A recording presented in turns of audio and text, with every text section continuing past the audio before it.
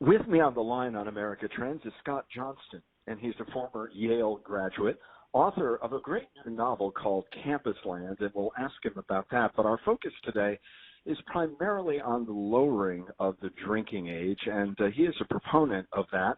Recently wrote an op-ed piece about it. And Scott, let me ask you, when you were in college at Yale, right down the road from where we're recording right now, what was the mood like there? What was the drinking culture on campus like?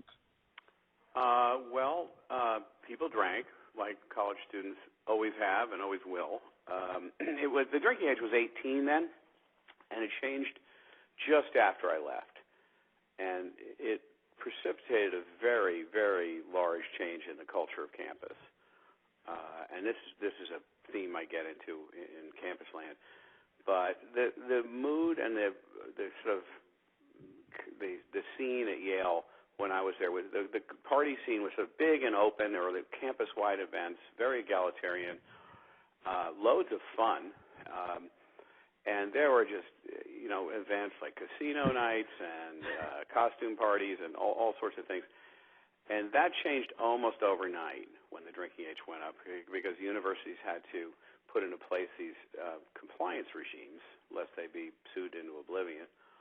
And that created a schism on campus between haves and have-nots. Most were have-nots because they were below 21. Mm-hmm. And everybody sort of went into their silos, their hidey holes, right? Because they didn't stop drinking.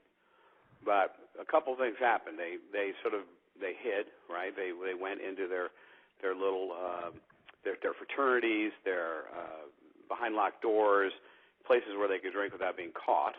And so campus became very sort of cliquey and balkanized, really unfortunate from a cultural standpoint. And if you're, one of the 7,000 diversicrats that now work at places like Yale, this should upset you.